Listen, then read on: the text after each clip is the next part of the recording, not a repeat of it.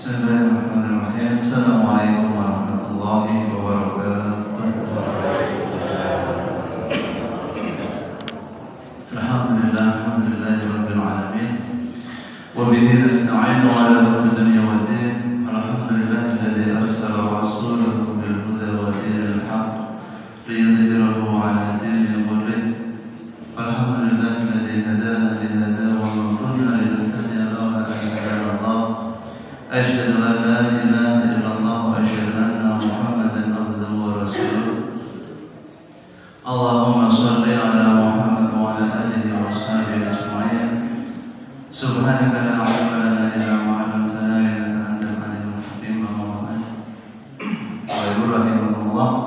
Mari kita bersyukur kepada Allah Subhanahu wa taala dengan kesyukuran yang paripurna, kesyukuran yang sempurna, sehingga diharapkan dari kesyukuran kita ini menambahkan kebaikan pada diri kita, menambahkan kesolehan pada diri kita.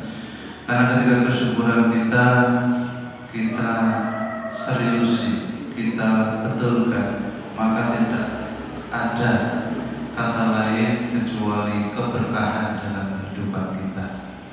Maka ketika hidup kita tambah usia, tambah sepuh, ini tambah air, tambah tenteram. Artinya kesyukuran kita kepada Allah atas umur, atas kesempatan, atas rezeki yang diberikan, ini betul-betul bisa kita syukuri. La yasyakatum azidannakum. Artinya ziyadah di sini adalah ziyadah kebaikan, ziyadatul khair, tambahnya kebaikan. La in kafartum inna adzabi lasyadid. Jangan sampai covernya syukur tapi dalamnya kufur, lesannya syukur tapi dalam perbuatannya ini tidak dibarengi dengan amal soleh. Karena amal soleh itu juga bentuk dari kesyukuran. Bapak Ibu rahimahullah. Yang kedua, shalawat dan salam senantiasa kita aturkan kepada Rasul kita Nabi Muhammad sallallahu alaihi wasallam yang telah menuntun kita, memberikan pedoman hidup kita dengan Al-Qur'an dan Sunnah agar hidup kita ini terarah, kita tahu arah, sudah tidak terombang-ambing oleh keadaan, oleh zaman, oleh sekitar kita. Sebagai percontohan, Bapak Ibu rahimahullah, sebuah bahtera kapal itu tidak tenggelam dengannya adanya air di sekitarnya. Kapal yang di atas laut itu tidak tenggelam dengan adanya air di sekitar kapal itu. Tapi kapal bisa tenggelam ketika air itu masuk ke dalam kapal. Ketika air ada di sekeliling kapal, dia nggak tenggelam. Tapi ketika air ini masuk ke dalam kapal, ini yang jadi masalah kita tenggelam. Sama, kita hidup di tengah masyarakat yang majmuk, yang beraneka ragam, kita punya tetangga yang beraneka ragam, dan kita tidak akan tenggelam dengan siapa tetangga di sekitar kita. Yang buat kita tenggelam ketika perkataan tetangga itu kita masukkan ke dalam hati kita. Ketika perbuatan tetangga yang tidak kita senangi itu kita rasakan dalam diri kita, kita akan tenggelam. Artinya ketika kita punya tetangga macam apa, kita tidak bisa ditenggelamkan dengan keadaan sekitar. Sama seperti bahtera, ketika samping kanan kirinya, depan belakangnya ini air, kapal itu tidak akan tenggelam. Tapi ketika air itu dimasukkan ke dalam kapal, baru kapal itu tenggelam. Sama ketika perkataan yang tidak enak, perkataan yang tidak baik, kalau kita masukkan ke dalam hati, artinya kita menuju ke tenggelam. Maka itu dia Ibu, apapun sekitar kita disyukuri, kita bisa rubah, kalau bisa kita rubah, yang kita doakan semoga menjadi lebih. Tapi alhamdulillah secara masyarakat kita di sekitar Ramadan ini agamis, dimanapun kita pergi, ketika ditanya dari Mamogo, kan kita lihat Mamogo itu kewajiban kita saat ini untuk menjaga image kita, untuk menjaga nama baik itu. Kalau dulu sesepuh kita sudah meraih tingkat itu, Ngawongkut menjadikan brand Ngawongkut itu agamis, maka kewajiban kita untuk generasi penerus adalah meneruskan, paling tidak mempertahankan yang sudah dicapai oleh sesepuh kita. Ini sebagai mukadimah Ibu rahimahullah. Pada kesempatan kali ini saya ingin menjelaskan atau kita sama-sama belajar tentang adab atau apa saja yang kita laksanakan ketika ziarah kubur. Ini sudah menjadi pelajaran yang lalu, Bapak Ibu mungkin sudah panjenengan ketika ziarah itu sudah dengan ilmu. Akan tetapi kita mengulang yang sudah tahu untuk refresh kembali, ataupun yang belum tahu kita belajar bersama. Jadi ada adab-adab ketika kita ziarah kubur.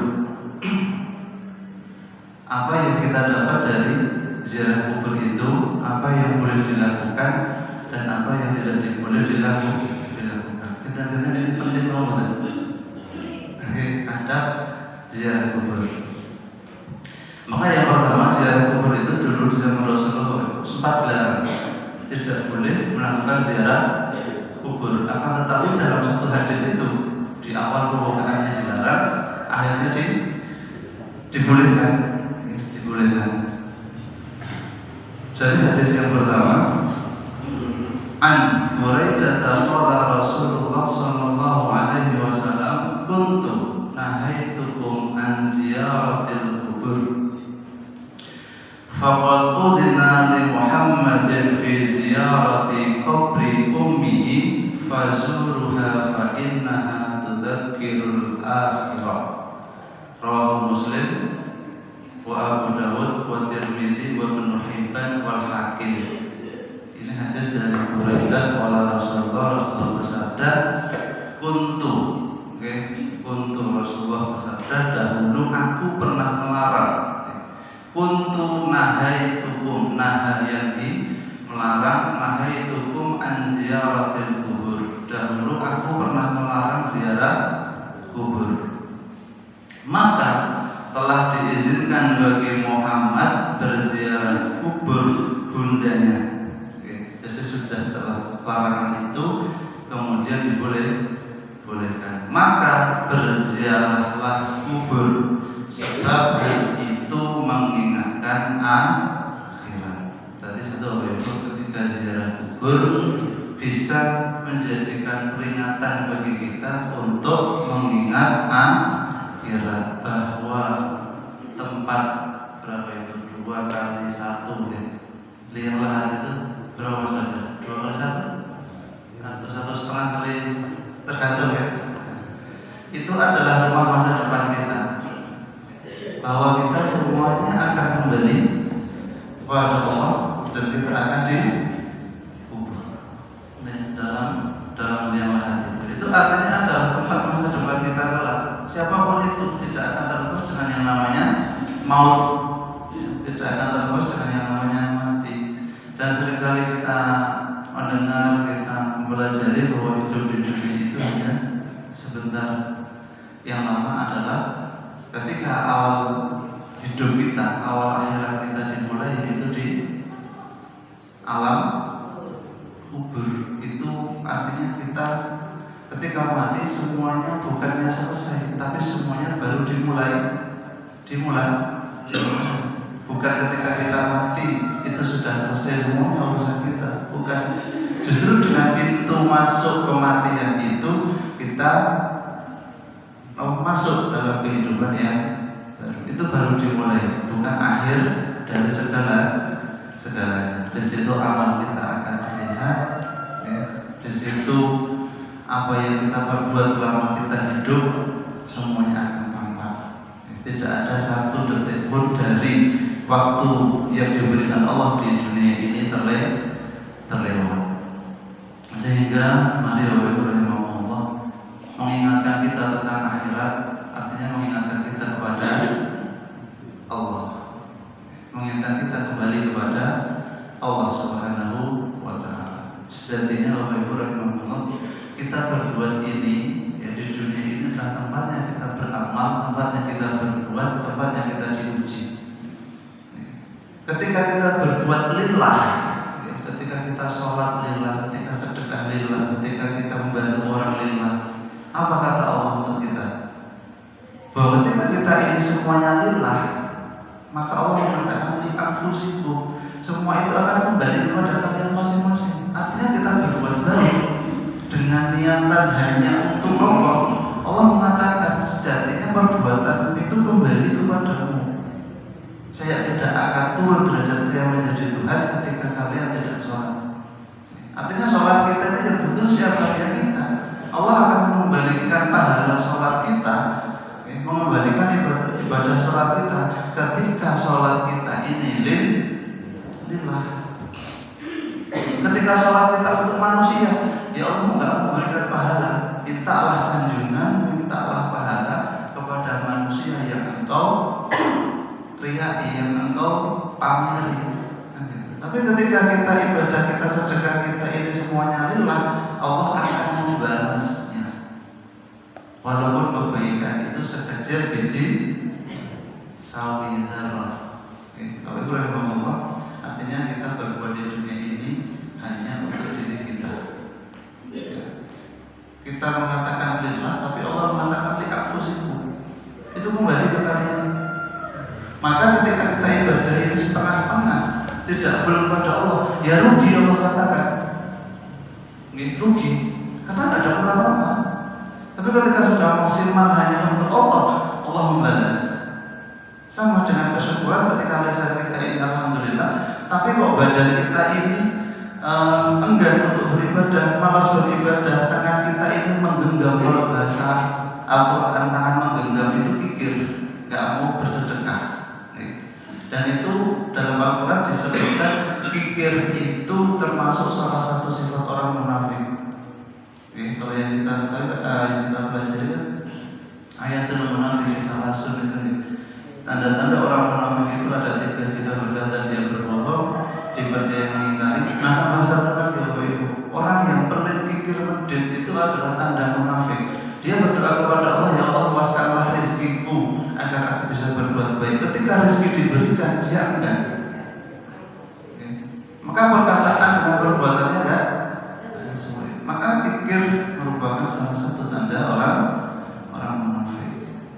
Selanjutnya Abi Hurairah qala Rasulullah sallallahu alaihi wasallam istadzantu Rabbi ta'ala ala an astaghfira laha wa lam yu'dzan li fastadzantu an azura qabraha fa udhina li fazuru qubura fa innaha tudzakiru bil mauti.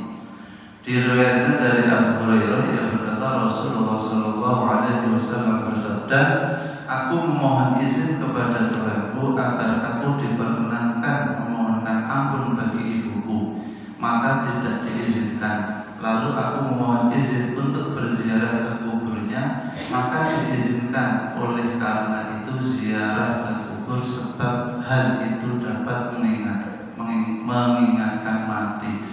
Bapak Ibu rahimahullah, dari hadis ini berdoa yang minta izin kepada Allah agar aku diperkenankan memohonkan ampun bagi ibuku, mendoakan ahli waris kita yang sudah wafat, maka tidak diizinkan.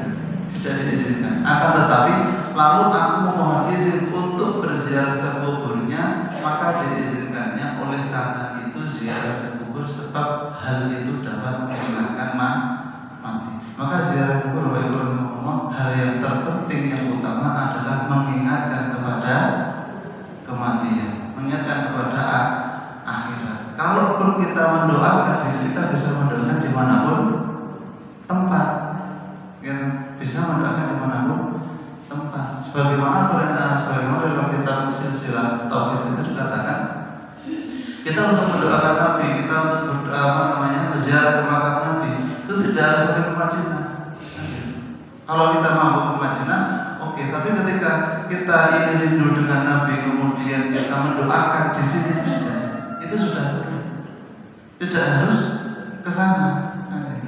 Kita bisa mendoakan dimanapun tempat. Maka rahimahullah, poin terpenting dari ziarah kubur adalah mengingatkan kita akan akhirat.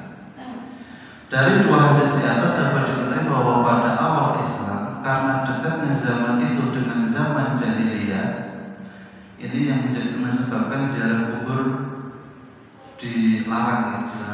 Yaitu zaman ketika itu dekat sekali dengan zaman jahiliyah. Ziarah kubur sempat dilarang oleh Rasulullah SAW. Beliau khawatir ziarah kubur menjadi sarana untuk menyekutukan Allah. Terbukti terus ya. Ziarah kubur bukannya mendoakan atau mengajar kita kematian, tapi meminta hajat hidup dunia. Oke. Ini yang menyebabkan ziarah kubur tidak diperbolehkan. Namun setelah waktu berlalu dan dirasa iman orang-orang pada masa itu telah kuat, jadi dakwah sudah disampaikan, imannya bertambah kuat, maka ziarah kubur diperbolehkan.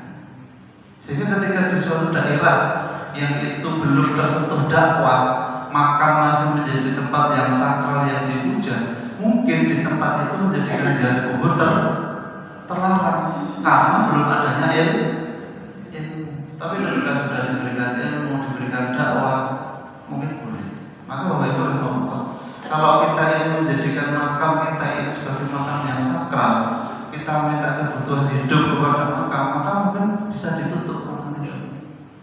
Oke. Bisa tidak diperbolehkan untuk ziarah kubur, akan tetapi ketika dakwah ilmu sudah sampai, maka diperbolehkan. Hal tersebut juga dikarenakan ada manfaat yang sangat besar, yaitu dapat mengingatkan kita kepada kematian yang pasti akan mendatangi setiap makhluk, untuk kemudian dapat mendekatkan diri kita kepada Allah Subhanahu wa Ta'ala, Sang Pengatur segala kehidupan dan kematian. Hidup dan mati kita ini semuanya di tangan Allah. Panjenengan mau dimatikan oleh banyak orang, tapi kalau Allah belum menghendaki, kita juga akan tidak mati. Saat ribuan orang ingin menghidupkan kita, tapi kalau Allah sudah mematikan, tidak ada yang bisa lari. Maka Allah, mari betul-betul hidup kita hanya tergantung kepada Allah, betul-betul tergantung kepada Allah Subhanahu wa Ta'ala, yang mana hamparan dunia nyata, dunia yang kita hadapi ini, mari kita jadikan pelajaran. Allah menjadikan hidup ini beragam, tidak satu ragam, tapi beragam. Contoh, panjenengan merasakan buah itu biasanya kalau manis warnanya apa? Merah. Buah yang manis biasanya warnanya merah. Tapi Allah menjadikan cabai itu merah, tapi rasanya ya. Dan ada juga buah yang tidak merah, warnanya hitam, itu manis. Anggur hitam ya hitam, murbei. Anggur ada murbei, saya gampang nilai murbei ngarepnya lumayan. Gitu. Ya, nggak semua yang merah itu manis, ada yang rasanya pedas, ada yang rasanya asam, kan gitu. Sama. Kita melihat manusia, tidak semuanya yang mempunyai kekayaan itu enak.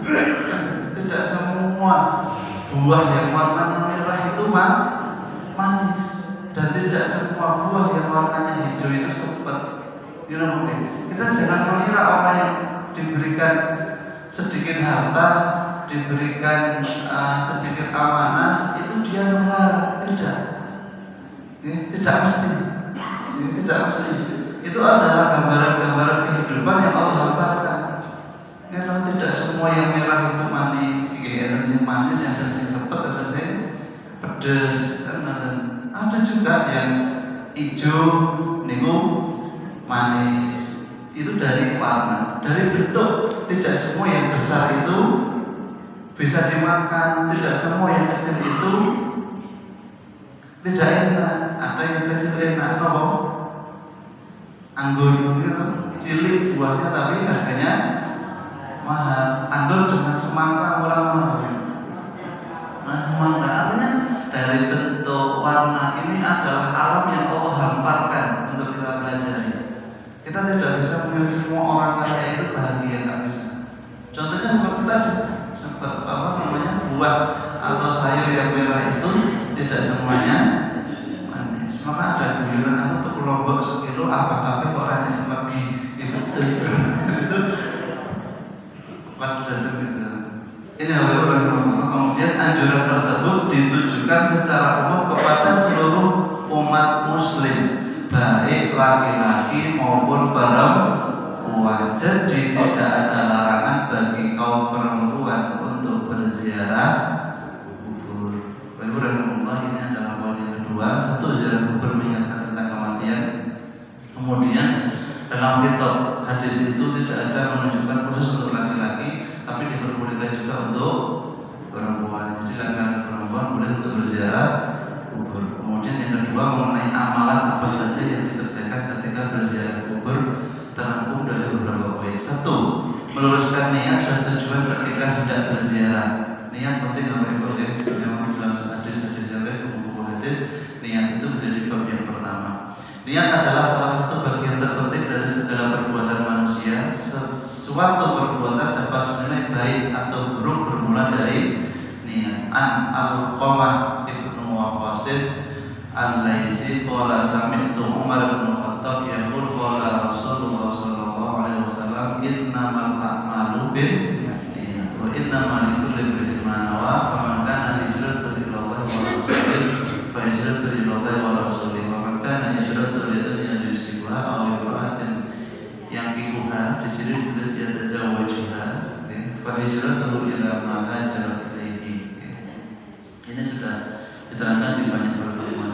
Yang kedua, yang pertama artinya niatnya bagus, niatnya baik.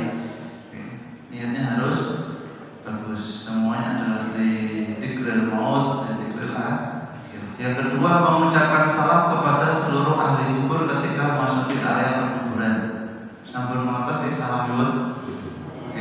Mengucapkan salam kepada seluruh ahli kubur ketika memasuki area perkuburan. An Aisyah radhiyallahu anha qalat kullama kanat lailatuha bi Rasulillah sallallahu alaihi wasallam yakhruju akhir laili ila baqi fa yaqulu assalamu alaikum dar qaumin mu'minin wa atakum ma tu'aduna wa mu'ajjaluna wa inna insyaallah bikum lahiqun. Allahumma fir li ahli baqi al-gharqa.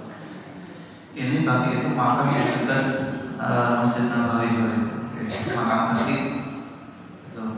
Nah, di sini Rasulullah senantiasa pada tiap malam gilirannya pergi ke baqi. Baqi ini adalah makam, nama makam. Kalau di sini gumuk, nama makam. Nah, ini baqi. Pada akhir malam dengan mengucapkan assalamualaikum dar qaumin mu'minin wa atakum ma tu'aduna wa tanjalun. Tadi disampaikan semoga keselamatan bagi kamu sekalian wahai negeri kaum yang beriman, dan akan datang apa yang dijanjikan kepada kamu sekalian dengan segera, dan sesungguhnya kami dengan izin Allah akan menyusul kamu sekalian. Ya Allah, ampunilah penghuni baqi. Alhamdulillah, kalau kita assalamualaikum ya ahlal kubur, ya ahlal ya wa inna insyaallah bikum lahiqun. Itu yang kita ucapkan. Wa inna insyaallah bikum lahiqun. Dengan izin Allah akan menyusul kamu sekali. Ini wajib yang pertama kita lakukan ketika datang ke kuburan adalah memberikan salam. Assalamualaikum ya ahlal kubur, assalamualaikum ya ahlal ya insyaallah bikum lahiqun. Yang ketiga, melepas alas kaki ketika memasuki area kuburan. Melepas alas kaki itu adalah sendal, sepatu itu dilepas. Bashir bin Khososiyati anna Rasulullah sallallahu alaihi wasallam ra'a rajulan yamshi fi naqlaini bainal quburi faqala ya sahibas sabtiyataini al-ihima rawahul Bukhari wa Ahmad wa Abu Dawud wa Nasa'i wa Ibnu Majah. Artinya diriwayatkan dari Bashir bin Khosasiyah bahwa Rasulullah SAW melihat seseorang yang berjalan di antara kuburan dengan memakai kedua sandalnya. Kemudian beliau bersabda, wahai pemakai dua sandal, lepaslah sandalmu. Hadis Bukhari, Ahmad, Abu Dawud, Nasa'i dan Ibnu Majah. Ini wa'alaikumsalam. Ketika kita masuk ke perkuburan untuk melepas sandal, mengikuti perintah Rasulullah melihat ada seorang laki-laki masuk di antara berjalan di antara kuburan dengan memakai sandal. Kemudian ditegur Rasulullah, wahai memakai dua sandal, lepaskanlah sandal. Ini yang menjadi dasar kita. Dasar kita ketika kita ke makam untuk melepas sandal dengan dasar ini. Yang ketiga, beberapa etika ketika berada di kuburan. Etika ketika kita di dalam atau di pemakaman atau di kuburan. Satu, menghadap kiblat ketika berada di kuburan seseorang. Lihat hadis al-Bara'i annahu jalasa Rasulullah sallallahu alaihi wasallam mustaqbilal qiblati lamma kharaja ilal maqbarati. Artinya menilik hadis Bara' bahwa Rasulullah SAW duduk menghadap kiblat ketika pergi berziarah kubur. Ini adab-adab atau perbuatan yang kita lakukan ketika ada di kuburan. Kemudian yang kedua, tidak menduduki kuburan. Tidak menduduki kuburan. Kalau di kita itu soalnya enak untuk duduk, ada izinnya gitu. Ada izinnya gitu. Ini kalau apa namanya kita melihat makam di Haromain sana ya, di makam Madinah itu hanya batu, tanah, terus kemudian hanya 2 batu atau 3 batu. Ya, kalau di sini mungkin menjadikan kita ingin menduduki karena memang tinggi dan enak. Nah, tapi apapun itu Ibu tidak boleh menduduki kuburan. An Abi Hurairah radhiyallahu anhu anna Rasulullah sallallahu alaihi wasallam qala la an ajlisa ahadukum ala jamratin hatta tuharriqa iyyahu wa tahlusa ila jildihi khairun lahu min an yajlisa ala qabrin. Rawahu Muslim. Artinya diriwayatkan dari Abu Hurairah radhiyallahu anhu bahwasanya Rasulullah sallallahu alaihi wasallam bersabda, sungguh seseorang dari kalian duduk di atas bara api sehingga membakar bajunya hingga tembus ke kulitnya, itu lebih baik baginya daripada duduk di atas kuburan. Jadi permisalannya Bapak Ibu, kita duduk di atas mowo bara sampai pakaian kita terbakar, kulit kita terbakar, itu luwih apik tinimbang duduk di atas kuburan. Itu sama dengan hadis menyentuh perempuan lawan jenis, itu lebih baik memegang bara api yang panas, itu lebih baik daripada menyentuh perempuan lawan jenis. Sama dengan ini, menduduki kuburan, luwih apik lungguh nang mau di bara api daripada duduk di kuburan. Ini sama. Jadi permisalannya seperti itu. Maka monggo, ini adalah sunnah Rasulullah, perintah Rasulullah, kita samina atau tidak menduduki kuburan. Yang kelima, mendoakan ahli kubur baik ahli kubur yang dituju maupun ahli kubur secara keseluruhan. Jadi di makam itu kan tidak hanya saudara kita, ada orang lain. Itu kita mendoakan ahli kubur secara umum keseluruhan dan nanti dilanjutkan dengan ahli waris kita.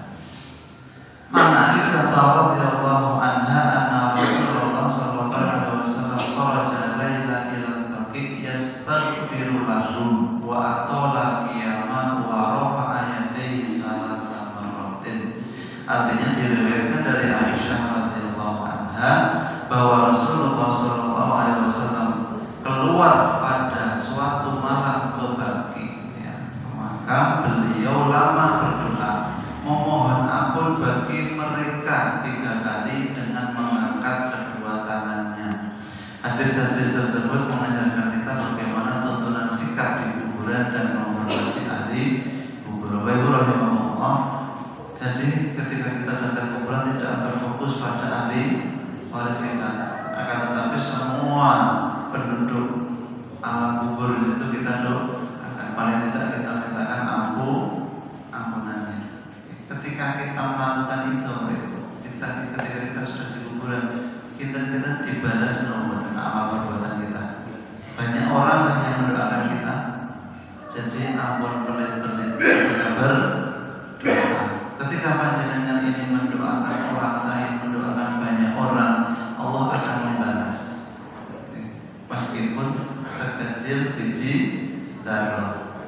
Artinya semua akan kembali kepada yang kita lakukan dohiron wa batinan, baik yang tampak ataupun yang tidak tampak, Allah akan balas. Kalau kita mendoakan kejelekan orang, Allah juga akan balas. Maka doa ini disebar, ditebar, kita doakan banyak orang. Sebagaimana dalam ziarah kubur ini kita dianjurkan untuk mendoakan ahli kubur secara umum.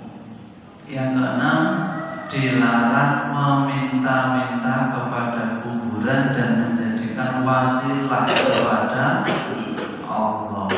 Ya, di sini ada bahasan lain wasilah. Wasilah itu apa, Pak? Perantara. Ketika kita minta perantara, syaratnya satu, yang dimintai atau yang menjadikan perantara ini harus mampu. Maka berwasilah dengan orang yang masih hidup itu boleh, karena masih mampu. Gitu. Misalnya si A, kita anggap soleh, badannya bagus, puasanya oke, kita berwasilah minta didoakan kepada orang tersebut boleh, karena dia masih hidup, mampu untuk berdoa. Tapi ketika sudah wafat, hilang kemampuan itu, karena orang yang sudah wafat, sudah mati, itu mengharapkan doa dari orang-orang yang masih hidup. Bagaimana jadinya kalau orang yang sudah mati tidak ada istiqomah, tidak ada kemampuan, kok malah dimintai doa orang yang masih hidup? Sesoleh apapun, ini tidak bisa ketika sudah wafat, kemampuan mereka untuk mendoakan, untuk menolong, ini sudah tidak ada. Maka wasilah ini boleh dilakukan ketika orang masih hidup, mampu, ini boleh.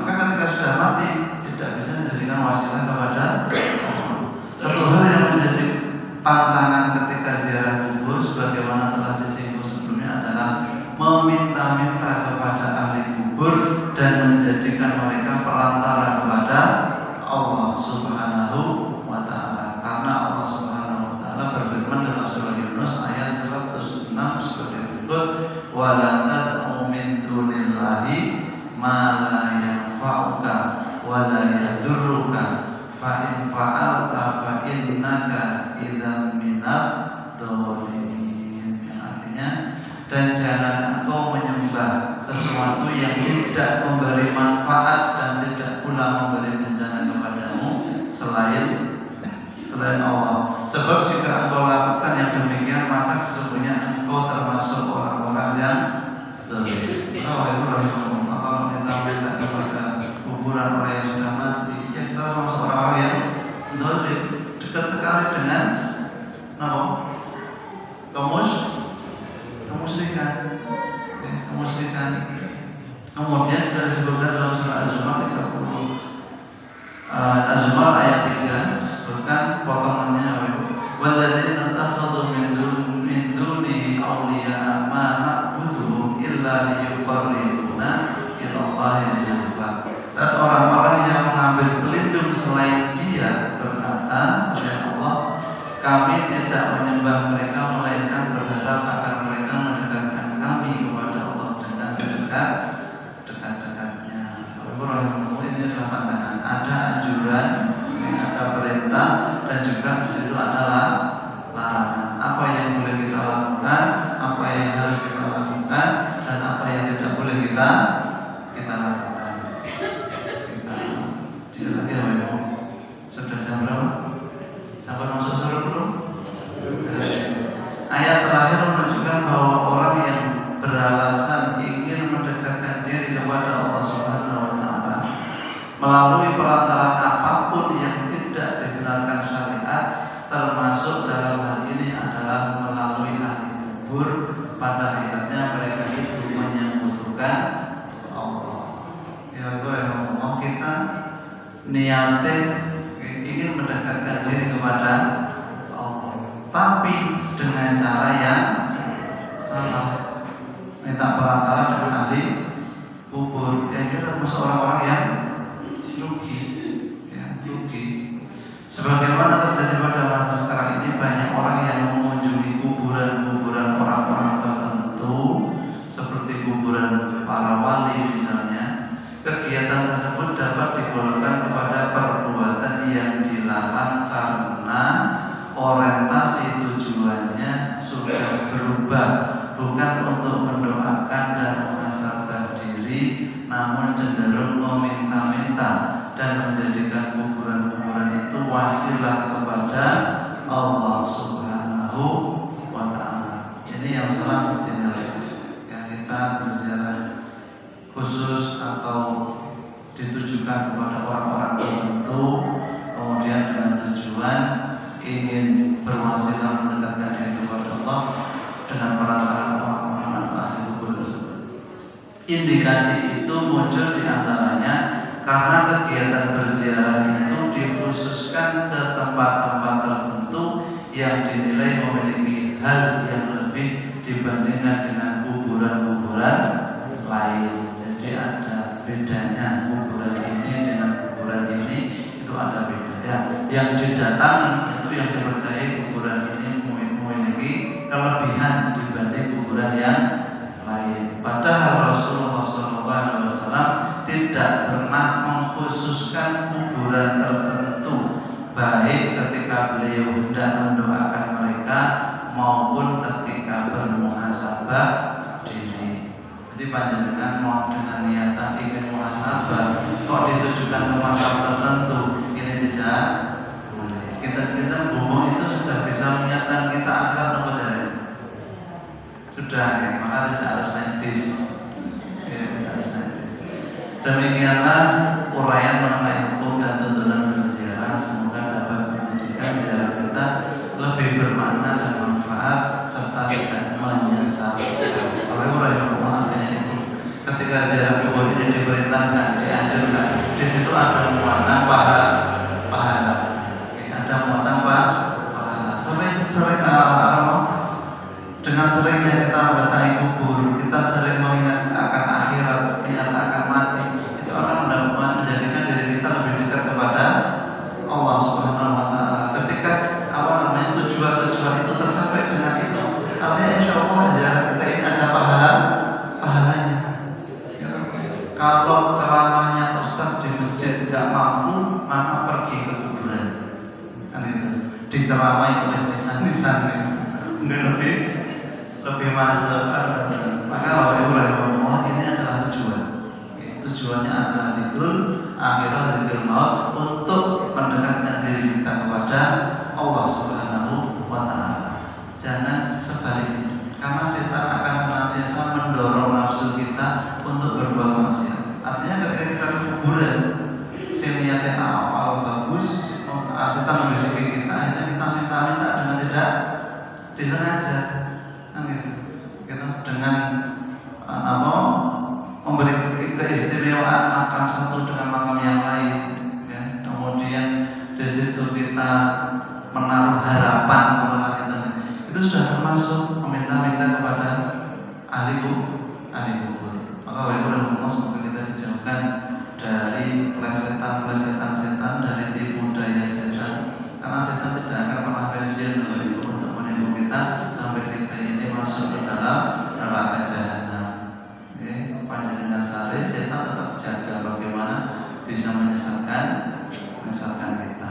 Maka walaupun tidak ada jalan lain selain kita minta perlindungan kepada Allah Subhanahu wa Ta'ala. Semoga Allah memberikan kita kemudahan untuk taat patuh kepadanya dan diberikan jalan buntu, jalan yang tidak ada solusinya ketika kita ingin bermaksiat, kita ingin